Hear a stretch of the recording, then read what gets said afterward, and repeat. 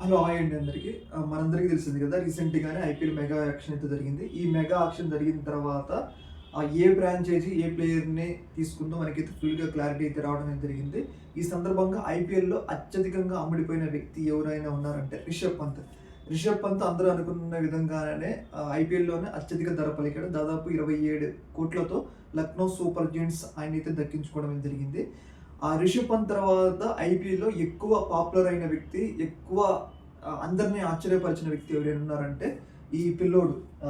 ఈ పిల్లోడికి only 13 years. ఇతని పేరు వైభవ్ సూర్యవంశీ అనమాట. 1 పాయింట్ అంటే 1,10,00,000కి Rajasthan Royals only 13 years age ఉన్న ఈ పిల్లోడిని దక్కించుకోవడం అయితే జరిగింది.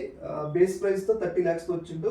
1.10 అంటే 1,10,00,000కి రాజస్థాన్ రాయల్స్ అయితే దక్కించుకోవడం జరిగింది. చూసారే కదా!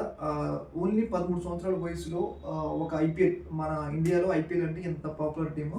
13 సంవత్సరాల వయసులో ఐపీఎల్ టీంలోకి వచ్చిందంటే ఇట్స్ నాట్ ఈజీ కదా! ఈ పిల్లోడికి ఎంతో టాలెంట్ ఉండకపోతే మాత్రం ఇక్కడికైతే రాడు అనమాట. మనందరం చూస్తున్నాం. ఆఖరికి డేవిడ్ వార్నరే ఐపీఎల్‌లో అన్‌సోల్డ్ అయ్యిండు. అలాంటి సమయంలో కూడా 1,10,00,000కి ఒక 13 ఇయర్స్ ఉన్న ఈ పిల్లోడిని తీసుకోవడం అనేది చాలా గొప్ప విషయం. ఈ పిల్లగాడికి చాలా టాలెంట్ ఉంది అనేది ఇక్కడ క్లియర్‌గా అర్థమవుతుంది. ఐపీఎల్ చరిత్రలో కూడా అత్యధిక తక్కువ వయసున్న వ్యక్తి కూడా ఈ పిల్లోడు అయితాడనైతే మనకైతే తెలుస్తా ఉంది. ఇంతవరకు ఇంతకన్నా తక్కువ వయసున్నోళ్ళైతే మనకు 16 ఇయర్స్ అప్పుడు ఆడున్నోళ్ళైతే ఉన్నారు మేబీ.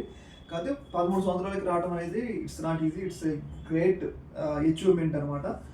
ఈ పిల్లోడు ఐపీఎల్‌లో కూడా మంచిగా రాణించాలి. రాజస్థాన్ రాయల్స్ తరపున ఒక మంచి ప్లేయర్ కావాలి ఇండియా తరపున అని మనం కూడా కోరుకుంటాం. ఏదేమైనా కానీ మంచిగా రాణించాలని ఈ పిల్లోడిని కంగ్రాచులేషన్ అయితే చేస్తాం మనందరం. ఓకే మరి థ్యాంక్ యూ.